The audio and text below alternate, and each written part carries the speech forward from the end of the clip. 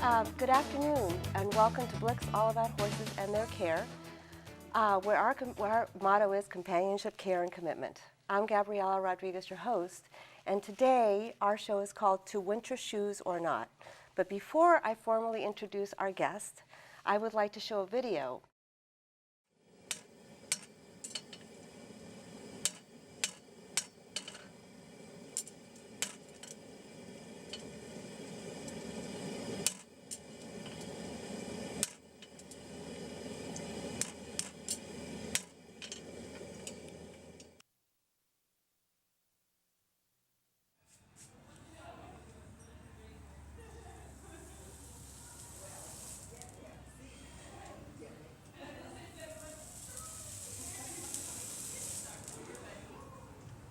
What I like about horses, I like being around them.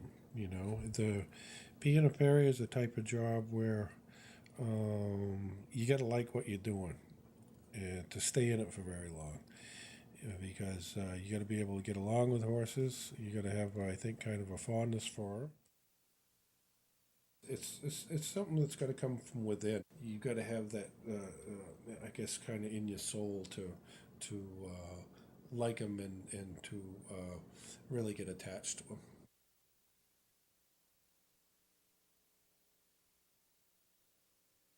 It's kind of the most unnatural thing for a horse to pick its feet up and have them held by someone else because it is their flight mechanism. That's their first line of defense is to take off. So most of the horses I work on today, they've been worked with enough so they're comfortable with it, but they also feel comfortable with me around them. They feel comfortable. They know I'm not going to bother them.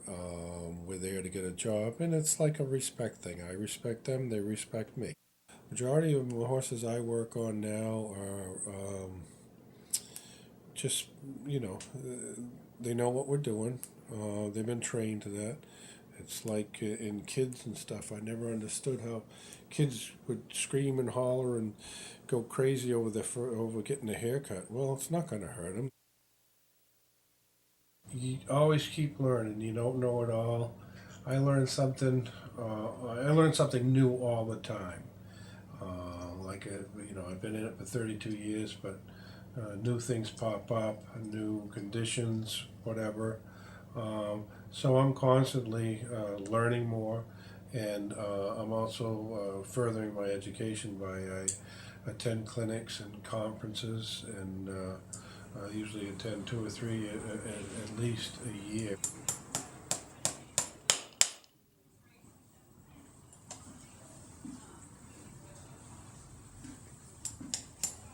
How long, much longer will I be shoeing horses? In the last few years, I must be looking quite old and decrepit because I get that question asked for me more often. It's like, how much longer are you going to be doing this? I go, I don't know. I've been doing this so long, I really can't do anything else. It is manual physical labor. So if I can't do this, most of my other jobs I've had have been involve physical labor. So if I can't do this, I can't do them.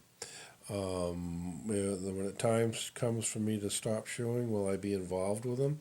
Yeah, I'll probably be involved some way or another. That's my dog, Annie. I've had dogs for, well, over 30 years, but this is the first one that's ever ridden on the job with me. She doesn't go all the time. Some days when no one's home and my kids are all grown up, so no one's home to let her out. I bring her with me, and she sits in the van. And actually, since she's been coming with me, I've probably taken more walks on the beach. Every time I ride by, I sneak off and take a walk on the beach, and we have a good time. Yeah, one of the benefits of being a farrier and traveling around, because that's what I do, I travel in about a 30-mile radius of my house, is you're outside a lot. It's like, huh, I drive this every day. I mean, I went to a well known resort town south of Maine that was, was prestigious and stuff. And I came back, and the next day I'm shoeing overlooking the coast, watching the waves come in. The next day after that, I'm up in the mountains, overlooking some lakes, working up there. And so it really gets you to appreciate Maine. It makes you appreciate and realize why people come here to where we live just to look at it.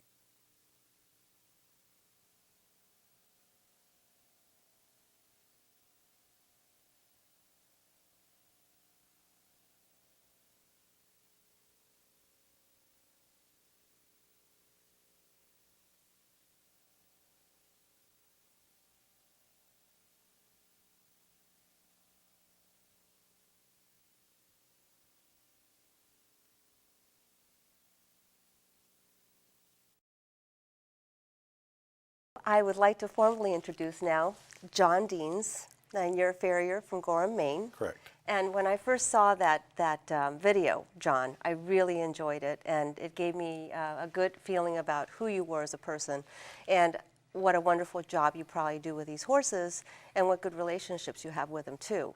And if for some reason something ever happens and my farrier can't see my horses, I hope maybe you'll consider coming to see my horses. So I thought your daughter Emma did a wonderful job on that. Thank you. So let's talk a little bit now about the word farrier. They used to use a term called blacksmith, and I think maybe something else in the past. Yeah. When I first started blacksmithing, blacksmith was kind of the term a lot of the old type Maine people would call me, because it was just a holdover in the early days when we need to use horses for work. The blacksmith, the village blacksmith, Yep. had the iron, had the steel, and so he would make the shoes and put them on the horses. Really, a blacksmith doesn't need to know which end of a horse to feed to do his job. Okay, okay. It's just in horseshoeing or horse care, when we do put shoes on, we use blacksmithing principles and techniques in that. Okay, when you say blacksmithing principles, is that Working the part? with the iron, Okay. bending the iron, Yeah, changing the iron. because that really you know. doesn't have, it does have something to do with actually connecting that piece of iron to that horse's foot, but Right. farrier But it's just- brings it into a different level. Right, right. And farrier is more, and the term farrier has come to, see, I started in 1980, and it's come along now. When I first started, most people didn't know a farrier. What's a farrier? Yeah. I don't know. So I'd have to explain to them that I take care of horses' feet. Yes. I mean, when I first started, I just say, I shoe horses, but I do more than that. Yes. I take care of their feet and the well-being of their feet. Yes. So today, well, most people, even non-horse people, have heard the term farrier. And But it is important that you actually care for this animal's feet, because they had this saying, I think it's still around, no foot, no horse, or no Correct. hoof, no horse, and it's Right. absolutely true. Correct. It's a very important Right. part of their care. right, yeah, it is. And well, that's how they get around. And if they can't get around, They're in trouble. they're in trouble, and and whatever people want to use them, whether they just want to look out the window and watch them, they want to use them. The care of the feet is very important. Yeah, because they need to walk, and they need to, Right. what we're going to talk about today, get around on that frozen ground. Correct. And if anybody has been out, I mean, most people, unless you have horses and you're going in and out all the time, you don't bother to go on the frozen ground. Right. But if you go out with some shoes and just try walking around on that, it's pretty difficult. Correct. And that's what horses has to go through all winter long. Right, and it changes. I mean, It does. like first part of December here, we were on glare ice. yeah. I mean, I was wearing ice grippers on my shoes just to get around, just Yeah. to go down and get my paper every morning. So And let me ask you this: do the ice grippers that were invented for us or did that come from the idea of putting shoes on horses with oh, grippers? who knows? I don't know. I love mine though when I need them. Yeah. Because I don't like to slip. Yeah, so, that's true. Yeah. right. So I know my farrier. I have a wonderful farrier, and whenever she comes, she also checks the horse's legs, and I'm sure you do that too. Right. She finds heat where I didn't see heat. Right. She tells me, oh, by the way, you need to take a look at this because there's a little bit of inflammation. And I appreciate that, because I know when she comes that she's going to make sure that I know what's going on. Right. Because even with all the care that you have to give a horse, as a horse owner, there's so much, and it can be overwhelming even if you know what to do. Right. So you depend on the professionals, on people like yourself Right. to help you. See, and we see him, you see him every day, so Yes. some things might Yes. go unnoticed. Yes. When I come, I absolutely. haven't seen him, and I'll notice some changes like gained a little weight, maybe, you know, or lost a little weight. Yep. His hair coat looks a little dull, or there's many very many important problems, and we can just spot things, say a knot or a lump, or you know, or a thing, especially on their lower leg. They can get some certain skin conditions Yes. that you might think was mud or something on its leg, and I knocked the mud off and said, boy, you should really take care of this, or you know, have that looked into. You know. I'd be surprised the number of things I've seen, different things I've found, rocks wedged in their feet, and, nails And the too. horse is they- really happy to see you. Right. Yeah. So I mean, we notice things like that, and people ask us for that input too. It's like, well, geez, how do you think his weight looks, or you know, or do you think he's lost any, or gained any, and you know, overall health. Yeah. And there again, because we don't see him every day like you do, you got kind of blind to that, and you might notice something like that. So, Yeah. Yeah. So yeah, that's all very important all year round, like we were talking about. Today we're going to focus on winter and how difficult winter can be, how changeable. You were talking to me when we first talked about the different conditions, the wet and dry, and Right. the combination of that, and how challenging that is for horses, and to try and make sure that you do what you can for them so that they can get around. So should we talk about the horse's foot? You have a horse foot right here, which is a wonderful, wonderful model, so people can see how intricate it is. Yeah. Or should we talk about the environment? What comes first, the environment or the horse? Well, it's all The chicken well. and the egg. I can tell you like this kind of 4 factors that I use Okay. before when I go to a foot, and that influence a horse's foot in what I am going to do. You know, Okay. these are the things. So the first one basically is genetics. What was that horse born with? You know. Oh, yes. And that goes with conformation. That can affect the feet. And for Also, people that don't, sorry to interrupt you, but people that don't, the mainstream people, lay people that are watching this, what's conformation? just how very it's put simple. together. Its Exactly. legs, how its legs hang. sort of like a person, just right? like people. The Exactly. people, you know, they're all different shapes, sizes, and the feet go in, feet go out. out, yes. They bow, they Yes. twist, they bend. And the stuff like same that. thing Right. happens with horses. Same thing with horses. Okay. The same thing with the actual horn of a horse's foot. Can you hold Just- that up a little bit and let's see if the camera can maybe Right. get a look so, at that? Okay. yeah, and this is a real model. That was a real horse at one time. I have to tell people when I bring this out that some people look at this and say, "Oh, cool, that's a pretty good thing." Yeah. Other people kind of go, "Ooh." Well, because They- you know it was used to be a real horse, right? But it's clean. for scientific It's purposes. scientific purposes. Yes. And it's very clean. It's been special process. Freeze-dried for 4 months Yeah. to get it to this thing. And Yeah. it's just a super learning tool. And so when I'm explaining something to you, I don't have to say, well, try to think in 3D. Right. We've got it right here, we can see. Right, you know. right. But back to what I was saying about, you know, genetics and stuff, the quality of its hoof wall and Yes. horn and sole and everything else. Just like people, some Mm-hmm. people can grow their hair long, they can grow fingernails and stuff like that. Other people can't. Yeah. It's just how their makeup. Yeah. Same things happen with these horses, and that all dictates and influences what goes on with their feet. Okay. Now, can I just interrupt you here and just talk about the fact that the wall, the hoof wall on the horse is made actually of the same thing that our nails are made Yes, of, right? yes, basically it's keratinized Keratin, here. exactly. Yeah, and Isn't that amazing? right, it is amazing. And not to get off subject, but the actual wall too is just not just a solid piece. It's many horn tubules kind of pressed together. Mm-hmm. You know, and the foot is very malleable. It can change shape and Mm-hmm. it can change as far as that goes. But back to the first one being genetics. So Mm-hmm. so I look at that. I look at the horse. The second factor would be I look at where the horse lives, Yes. its environment. Yeah. Does it stay out in a big field? Is it in a little paddock? Is it on gravel? Is it on sand? Does it stay in the stall half the night? Does it stay in the stall 24 hours a day? Yeah. You know. the environment, and along with that is nutrition. Right. So we'll just assume that this horse, has good nutrition. Okay. Because that influences, everything on a horse. Absolutely, just like Okay. when people, yeah. So then the third thing would be the job it does. Okay. What does it do and the environment that it does its Does it job in. at? Mm-hmm. Is it at the racetrack? Is it competing in an arena? Is it on the trails? Is it going on mountains? Is it going up mountains? Is it working on pavement? Yes. Those are all factors on how that influence its feet. Mm-hmm. The job it is and the environment it is. And different surfaces have different abrasive properties to them. Right. Different types of sand, gravel. I mean, Right. I work in about a 30-mile radius of Gorham, and I've got 3 or 4 different soil types that influence the feet. And that's very interesting, Yeah, I mean, within that like radius. like around in here, you've got the nice sandy, well-drained soil. Mm-hmm. People ride out on the trails, and they're I call them forgiving. Yes. It's nice, soft, smooth.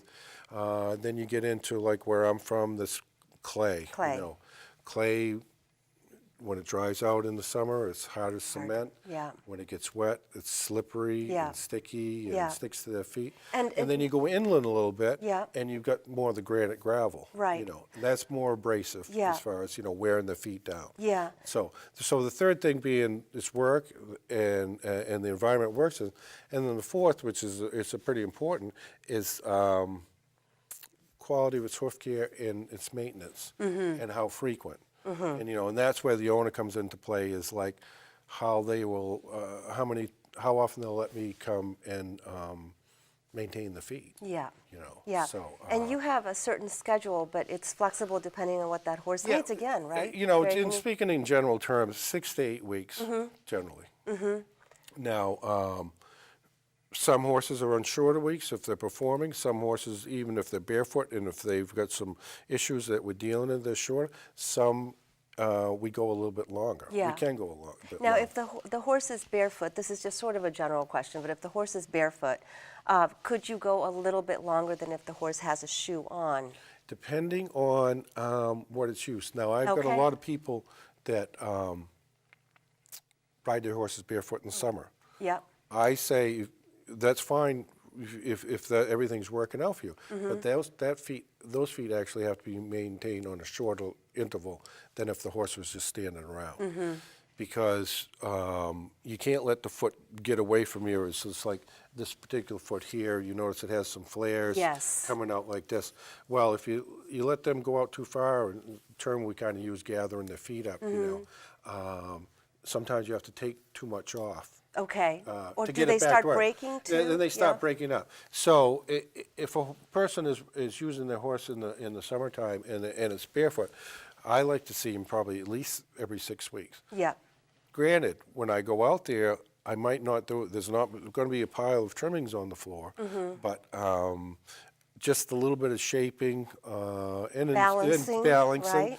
Visual inspections, make sure and everything's not going, there's no thrush Yeah. or any other problems And that's going very on. important Yeah. because thrush, for people that don't know what thrush Right. is, it's a bacterial infection. Right, right. It can be prevalent in the summertime with horses, Yes, it can right? be prevalent in any horse, right. It's very destructive. Right, and so, those are, those. Now, you take that horse this time of year, like the barefoot horses, sometimes we'll stretch them out. Because now, say about the beginning of November on through into about the second week in February, we're kind of at the slowest growing rate for this part of the country.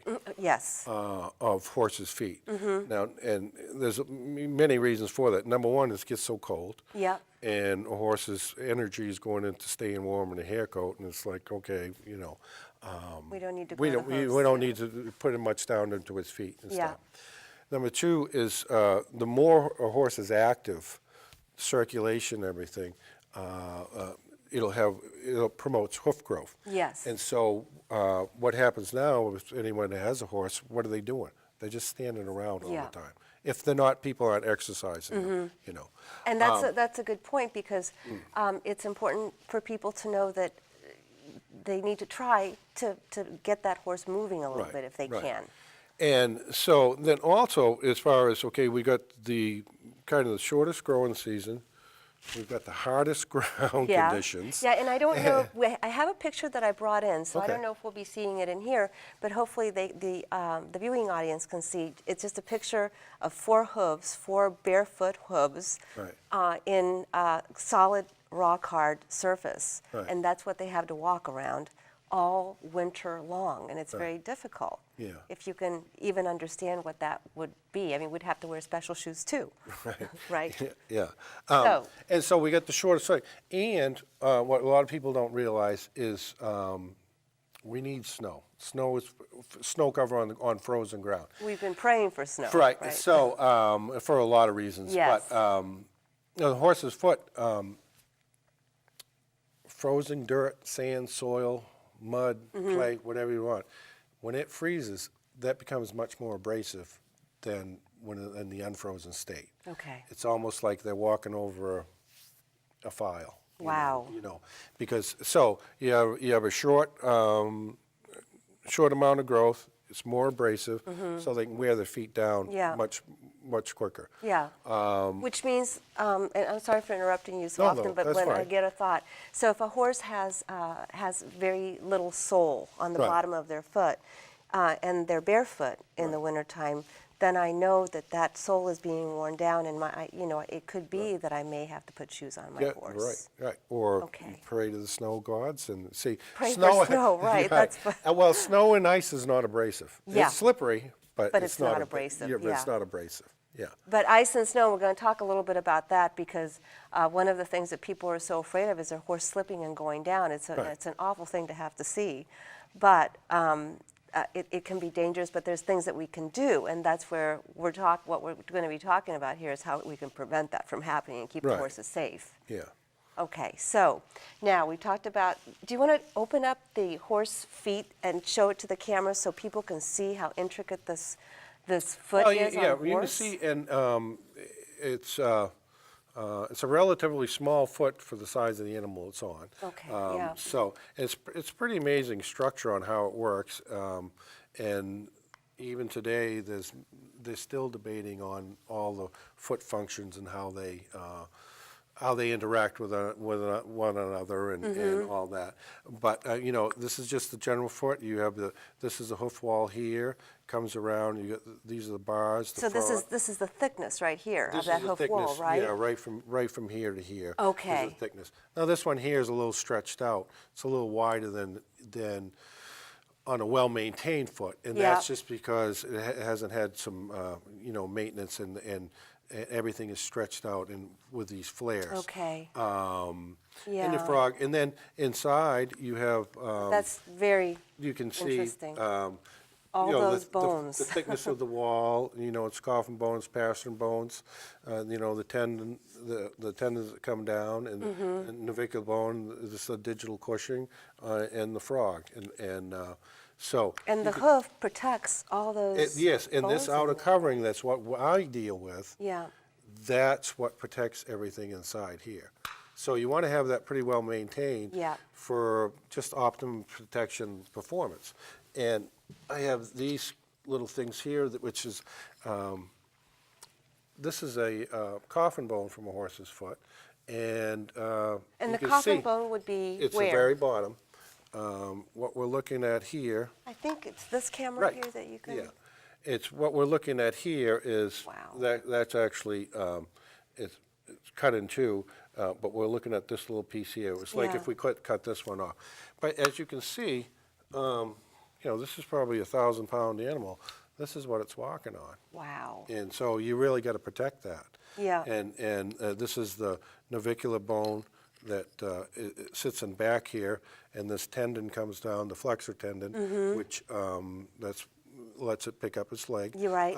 Attaches to the bottom right in here. So, So- and it's a pretty fragile bone. So Yeah. we want to do what we can to Protect it Protect and take care. We everything. don't want to Yeah. scare people and thinking Right. that Yeah. but they are fragile. Yeah, I mean the horse's foot is and can be a very complex, piece of anatomy, but it's just like our foot. We could get into Gray's Anatomy and look at some pictures and look at all the tendons, ligaments, and stuff like that as Right. well. But when we do our general care for our foot, we're not thinking about all that. We're just thinking kind of the overall, what's outside, Right. and making it look good. And Right. Well, to be that- honest with you, sometimes I would rather have a hoof than have my Right. foot. Yeah. Because it seems that if all those toes on the human foot were fused together, it would be a lot easier to Right. get around sometimes. So, so we have the foot, and we have all the bones, and we have to be very careful with the feet. So it's, we'll want to do a scenario now. So we have, we're Or in if you November. wanted to talk about shoeing or traction or anything, I mean, or the Oh, different yes. styles. Yeah. I mean, First of all, let's talk about traction. Let's cover that first. okay. What So is, a horse barefoot has great traction, because, just the way it's made up. okay, You know, but and it's been, what is it that well, the hoof gives wall, it the traction? all the hoof wall, the frog. The frog is important, everything, right? Frog's important. Yeah. And a lot of times in the wintertime, you'll see these frogs. They get kind of big and pronounced and And stuff. that's good, right? That is good because Yeah. a lot of times it helps. You figure if the horse didn't have a frog, it would just slip right away. So it's kind of like a break. Right. And like a lot of the big ones that, if you watch a horse barefoot on ice, it's kind of a break on ice. Also, it grips with its hoof wall. Okay. Okay. Okay. So then, so a horse has great traction for its barefoot. So if you have a But horse then that's, also the horse has a mind. So if a horse is out, if he starts getting on some ice, Yep. stay off of it. yeah, no, they're It's smart, aren't they? people- Yeah. It's people that take them onto the ice. Well, you I'm know? glad that you said Right. that, because as a human, we're the ones that have to try and protect them and make Right. the right decisions for them. And when the horse is hesitating, there might be a reason why the horse Right, is hesitating, and he right? might know that there's a lot of ice up ahead, and they might think it's a beautiful day for a ride. That's a and, good you know, scenario, and, yeah. and to stay off that ice. Yes. Right. So you give them the choice, just like in the stabling of them. If you've got in a big area and they've got a big old patch of ice, they're not going to go walk on it. Right. You know, they're going to stay where they can, go. I've never known. You should never say never, but I don't know of many horses that like to slip and slide around. No. Just like people. Yeah, exactly. I don't like to. When Yeah. I go across the parking lot or whatever. Right. I don't. So I'm going to avoid it. Yes. And they will too. Yeah. So the scenario, if you have to now add some type of attraction for whatever you're doing, we can get in the shoes. Now, and I've actually had some horses over the years that the people don't ride. They were basically pets. They just like to watch them. And we actually put shoes on them in the wintertime. The very first client I had like that, I went to work for him in the summertime, and barefoot horses and fine. And, well, we just like them. They are out in the pasture. And she goes, but we put 4 shoes on them in the wintertime. winter, And yeah. I'm like, That was why? unusual even for Right, you, right. right, It's yeah. unusual for me. I go, why?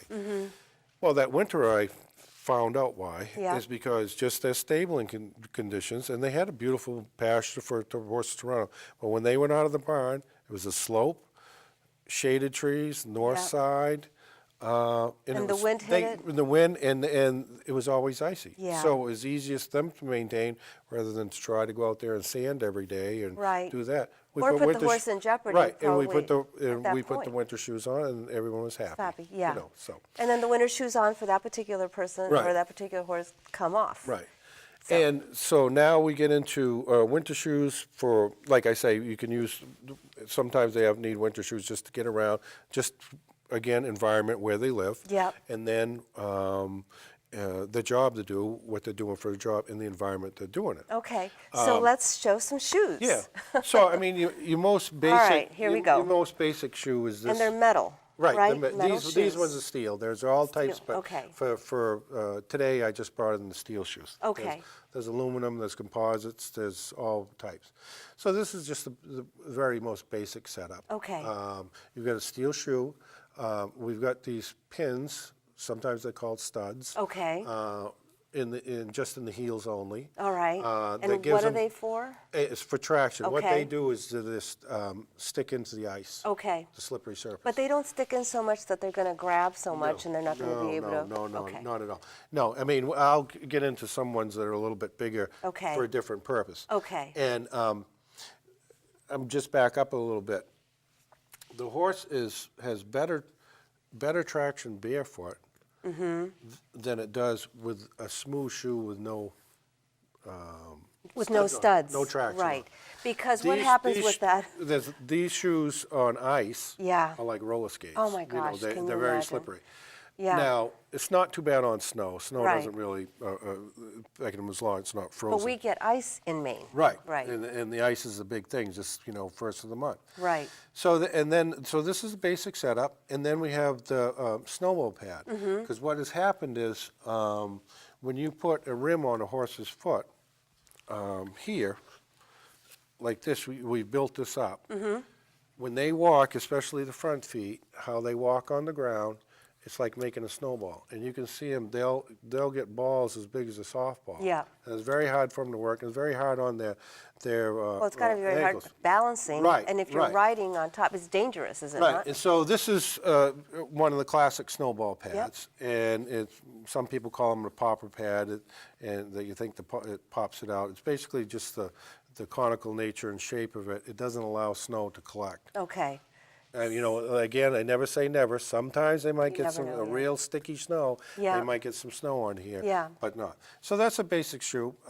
So there's a This is little. what I call a starter shoe. you know. Okay, okay. But the important thing here for people to know, especially people that don't know anything about horses and people that maybe just got a horse, is that metal shoes, be cautious, because if you're going to take your horse out with metal shoes and no studs, you might have a big problem. Right, right. Right. So you need to talk to your farrier. Right. I mean, the ice overtook sure you us. have a farrier. Right. The ice overtook us early this year, Yeah. and a lot of farriers were scrambling the end of November, the 1st of December, because we had all these horses due that we usually were spread out over weeks, Yeah. client base, and everyone's like, I need my horse done today. Yeah. I can't turn him out. He's Yeah, slipping and yeah, sliding yeah. and stuff. And so with this pad, but also underneath this pad, this will go on like this. We also put a packing underneath here. Yes. Which there's many. Antibiotic? Yeah, it's antiseptic, antibiotic excuse me, padding. yes. Yeah, well, both. And there's many commercial products available. Most of them, the base ingredient is pine tar. Okay. We use pine tar because it has Antiseptic, natural yeah. antiseptic properties to it. Okay. A lot of those stuff, like you'll notice, like tea tree oil and stuff like that. People use those products because they have natural antiseptic Right. properties to And them. what's the reason for that? Because we're covering that foot up for 6-8 weeks. Okay. And we don't want stuff to be growing. Okay. The bottom of a horse's foot is pretty filthy. Yeah. There's lots of, and it's just common in any of them, there's lots of bacteria, yeast, funguses present Right. in there. We just don't want them to give them a good environment to grow in. Yes. So that's why we put that in there, and it That's fills it up, important, and it yeah. keeps the mud and the dirt out. So with this type of pad, we have to use a packing. Okay. And now, then we go to this another scenario, and So this. this one just had those two little studs in the Right. back, right? Okay, and now, so and now we go to 4. Okay. And a couple at the toe, and still the same size. Okay. And this is a little bit different type of pad. This is what we call a rim pad, and that works by keeping the snow out like that. Oh, okay, Some people okay. like these. Because then you can clean, you can Right, get in and and a lot clean of if you people, want and to do they're that. becoming very popular. A lot of people like them because they can get their hoof pick in there and clean the horse's Right. foot out. And the frog still has The the frog ability still's to be there, out. Yeah. right? Yeah, So that's nice. And so they're very popular. So then we bump up to this, But why do you have the 4 studs rather than the 2 studs? What? just for a little more increased traction. Okay. Sometimes a lot of people don't like these. Some of them leave them out. A lot of times when the horse goes to take off, Yeah, okay. his toes not slipping off the ground. Okay. And these are very minor in my mind. almost look in like my they wouldn't mind. do anything, Right, but yeah. they do a lot. They make a huge difference. Yeah. But in my mind, because it's like if you want to do the scenario with analogy to people. Some people might think, well, geez, we shouldn't put them at the toe, or it's going to stop the horse's foot. These same people probably have a little kid this high Yeah. that's playing soccer or baseball, and they're putting cleats and That's right. studs, That's right. and Good they say, analogy. Yes. Go run. Right. You go That's run. right. Go take off. You know, and Yep. they just take off, and that's standard thing for Yep. you know they can't play that game if they don't have a big pair That's of cleats right. on. Yep. And so this on a 1,000-pound animal, you know, Right. and falling down is worse than I think the side effects. Absolutely. I mean, obviously you can get too aggressive. I got some shoes that we get pretty aggressive with what we got on there, but those are for specific purposes. Mm-hmm. This is just for general. Another point I wanted to make out: a lot of the horses that I do in Maine, winter shoe in the wintertime, Mm-hmm. don't need the winter shoes for their riding because they're ridden in indoor rinks. Yeah.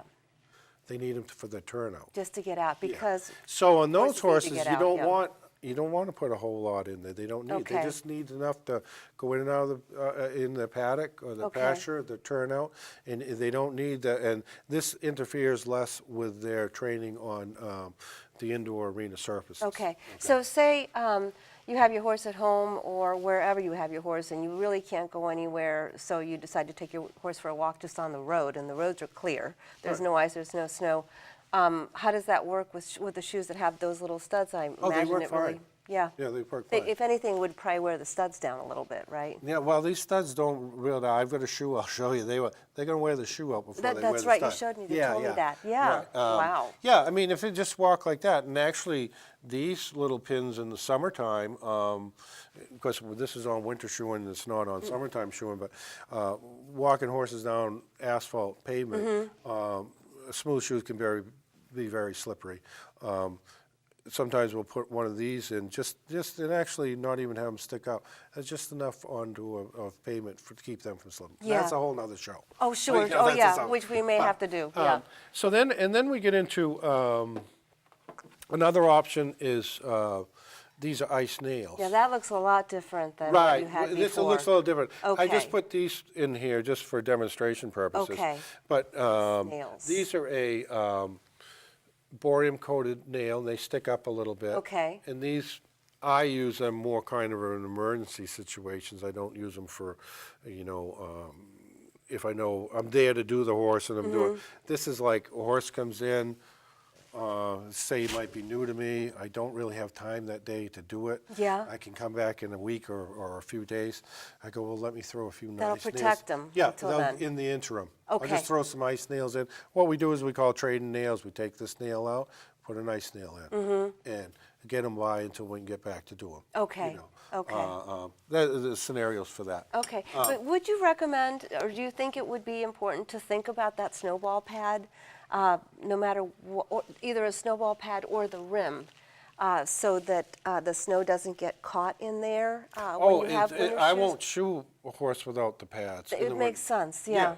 Yeah, because like actually Do that. actually a barefoot horse, if they don't have his feet trimmed, Yep. and this wall grows down, it's basically if you put a pad on, they will snowball up. That makes Sometimes sense. the litmus test for people, they'll call me up, hey, my horse's feet are snowballing up. I know it's barefoot. I go, Yeah. it needs its feet trimmed. Yeah, You know? yeah. So we'll it's go out. time. We'll go out and they'll take a little rind off just like that, and I go, his feet aren't It'll going be to ball up fine. anymore. Yeah. You know. Okay. So then we get into different types of scenarios. Now here's the 4-stud, and this is a much larger Those foot. are much bigger, Much right? larger. Yeah. And we've gone to a little larger stud behind. Could be just for that horse's size or where it's working, you know. Okay, give me an example of that, where it would be working. Probably working outside more, trail riding. Okay, a lot of people do that. Right. Yeah. Trail riding as opposed to, he just doesn't need to do this to go stand up out in this paddock. Okay, You know. okay. You know, I But the tend trail to- riding is uneven surfaces, you don't know what you're going to get well, into? it's just general mix. You have snow, ice, ledge, Everything, you know. yeah. Generally, we start going to a little bit bigger stud when they start working on hard packed snow. Mm-hmm. You know, snowmobile trails. Believe it or not, horses can stand up and walk on snowmobile trails in the wintertime. Yeah. They're packed down so hard. Yeah. Then the snow conditions, like the skiers know, they all change. They get kind of cornmeal, get kind of like that. these little studs in the hard packed snow is not going to be as effective as a little bit bigger. So it's kind of a more of a cross trainer type thing. Okay. And then these are the 4 studs, pretty similar to this, but this is what a lot of people have heard. These are borium. Same thing, same idea. These Okay. are tungsten pins. This is tungsten carbide particles, but these I make. So I can make them any size I want, any configuration, any numbers. I can do whatever I want with it. How many would you actually have? How many could you put, or how many I many wouldn't- would you need Well, on a shoe? well, you can go as little as 2. Yeah. But you don't want to just probably put one on one side and No, leave yeah, the 'cause other. that's for balance, right? Right, Yeah. right. And I've seen some people do more. I never usually go more than that. I mean, it's just like this shoe here that you have. Someone has actually moved the location down. And I can just tell okay. from that thing, it was because this horse was, this is a little bit different configured shoe, and there was a reason for that, Okay. And, Yeah, and I so- don't know what the reason was. Right. But And so then with the borium, we can obviously we can tailor a little bit more Yeah. aggressive shoe. yeah. Now, today I don't have anything that would be wearing this in my practice, but that's not to say that there could be a need for this Right. type shoe. I mean, you can see this minus that, it's quite a bit different. Yes.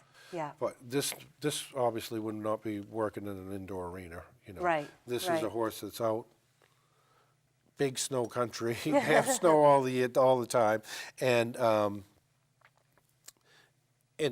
every day. And it would be a horse that wouldn't be working at a very fast pace. you Yeah. know. It's not running around a lot. It's just Yeah. pretty much walking. Yeah. So then that's just some of the shoes. And then we've got one more where, this is just another thing. This stuff is called Drill Tech. I've never seen any of that. And that is it's a tungsten carbide particles. It's just the borium is little, very fine sand-like pieces of the tungsten carbide particles. Mm-hmm. These are just larger chips. And this would be primary use for a horse that would be working right on the road day after day. Okay. Going down the pavement. Okay. And I still don't really, I don't understand, I don't comprehend why it's made like that, why the surface is the way it is. I Maybe don't it's roughed understand how up? it would work, yeah. Well, because when the steel hits the pavement, Mm-hmm. it's slippery. Right. This grabs it a little Definitely, bit yeah. more, but they also slip. It just gives it just enough, just grab so that it puts a traction. Yeah. Yeah, that's basically what it was. traction. And this is actually for wear too, because horses working on pavement, they'll go through a set of shoes in no time. Mm-hmm. Yeah. Just from the abrasiveness. Right. But And now, would you put a shoe like that on a horse, and then with time the horse would wear it down so that they would be, it would feel, I guess, balanced, because that's what you have on there is. Oh, is they're so, projections. Yes, saying. yes, Yeah. yes. No, Thank that's balanced. They'll Okay. be even. Wow, Even. I mean, interesting. in England and places like that, they use a lot of these studs, similar types of things so they're up off the ground. So the different conditions. There's pros and cons, and there's drawbacks and limitations to all of them. everything, Yeah. right, including But I mean, shoes. and now this is just a worn shoe, and just to say about, you were saying about how they wear out. These things, they last a long time. Yeah. This shoe will wear out before Before these the studs. studs do. Right. Yeah. So this way, as the shoe wears down, though, they still got that traction. It's not Mm-hmm. like a case of like, oh, we got to come change the traction. We got to come change the shoe. Yes. Type thing. Yeah, yeah. Well, so that at least people know they have to do a little bit of research. They have to know Right. their horse. They have to have a farrier. That's part of care Right. for any horse. Right. whether your horse is barefoot, the horse has to be trimmed, and if your horse has shoes, then they have to be the right shoes. Right. And they have to be checked, like you said, and even if you Yes. don't trim a whole lot, it doesn't Yeah. mean that that horse did need to have that Right. done and have their feet balanced. Right. And every horse is different. Yeah, I mean, every horse, something like I say, and the horse that, those horses that never did anything, they didn't wear shoes in the summertime. Last winter was the first winter that and I've been in Gorham area for 28 years. We've had the most ice for the longest period of time. I had actually horses that never wear shoes, and the people called me up and they're like, I can't take it anymore. You know? Well, there's nothing like having your horse in the barn, right? Yeah. You gotta And these let are 'em out. scenarios, and just like every scenario is different. These were some scenarios where, I might say, well, leave them in the barn for a few days. Right. But they couldn't because of the stabling, how they were going Situation. out, situations, Yeah. different buddies and stuff. If one horse is out and the other horse is in, then the horse out there is screaming and yelling, he's getting all lathered up and heated Right. up, and it was just a bad mix. Yeah, people So don't it know was- how complicated that whole turnout situation right, the is. turnout thing stuff. But the important thing too is that horses need to get out, and this Right. is the time of year where we don't have any Right. insects. And I had so- I had another horse that they thought the horse had a problem. They thought he was lame. And, Yeah. and I took him out. I went out to see him, and we found a patch of bare ground. And I go, he's not lame. He's just deathly afraid of the ice. Yeah. He'd get on the ice, and he just Smart. I mean, he looked lame. Yeah. But I mean, he was just scared to death. Yeah. I just put some shoes on him, and he was happy. Yeah, You know. so he knew. And He you had talk some about traction. another thing I want to mention, and this is up to the horse owner and as a stabling issue, is like whenever you put these on, anything with a projection on, or shoes in general, and especially on the hind feet, Yeah. you have to let the owner know if they've got a horse that's a known kicker, that kicks other could get horses. hurt. Yeah. Yeah. Well, obviously with these projections on there, they're going to do a little bit A more lot of damage damage, than yeah. than a bare foot. Well, can you And- imagine if you were a person and your horse happened, you'd be in the wrong Right. place and he kicked Right. you with those I mean, on? And that's kind of out of my hands. That's Yeah. that's a stabling problem, but I just make them It's aware good of that. information. Yeah, Yeah. They might have to separate it, or they might, well, what are we going to do? Are we going to just leave the back shoes off and hope for that? Or- Right, and that's another option, Right, possibly. Right. Yeah. Yeah. So, well, this has all been really interesting, and I hope maybe people can get an appreciation, even horse people, if they're watching out there. A lot of them never seen a model like that. Right, yeah. So they can see what that hoof houses, and so when we look at that horse's foot, we'll have a deeper appreciation what's in Right. there. So thank you very much for taking the time to come and explain all this. I had a couple of like little trivia questions now, just for Okay. fun.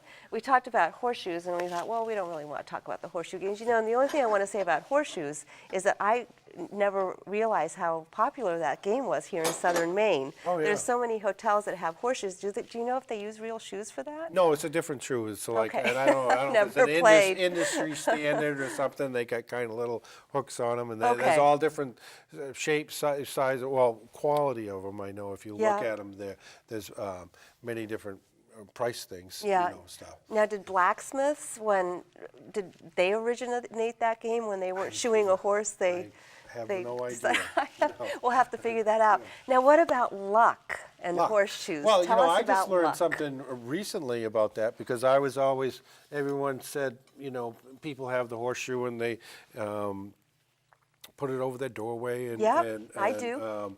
Put it on, Always up. whatever, always up. Hey, you got to put it up so that the luck doesn't run out. Well, I was just reading something. I think it was on the Hoof Care and Lameness blog about actually it's perfectly okay to put the horseshoe up like that because some people believe it doesn't give a place for the devil to sit. Okay. And, Well, that's a good thing, yeah, too. and if you so either way, you're in good hands. If you have a horseshoe. If and you have a horseshoe. Right. If you have a horseshoe, you can put it up or down, and it's keep the luck in or keep the devil out. Yeah, you know, well, so you must have really good luck in your life because you have so many shoes at home, right? And you travel with them. Right. Yeah. So that's really good to know. I think for now I'm going to probably just because it's been drilled into me that we got to keep those horseshoes up. One of these days I'll let it go to the side and then maybe I'll let it go down. But for now I think I'm happy that I have horseshoes up and horses that are doing well. Right. So thank you very much for joining Well, us. thank you for having me. Thank you. It's been a pleasure to be Yeah, here. and maybe we can, there's so many facets, like you said, about shoes and horses that maybe there need to be Well, other just general shows. hoof, you can do on general hoof care and problems, and this is just we've just covered basically how to take care of them at least for the winter. Yes, yes. All right, well, thank you again. Oh, you're and welcome. I'm your host, Gabriela Rodriguez. This is our last show for the 2014 season. We wish everybody a Happy New Year. We're going to have some great shows coming up in January. I hope to have Liam Hughes of Animal Welfare here talking about shelter. And we have a series called The Horse's Future, so we're going to talk about all those choices and options that we as horse owners have to care for our horses and make decisions as they get older and eventually they die. So we're going to have some shows about that too to help people make those decisions. So until next time, thank you for joining us. Happy New Year, and remember to enjoy your horse, care for your horse, and keep your horse. Thank you. All right. So.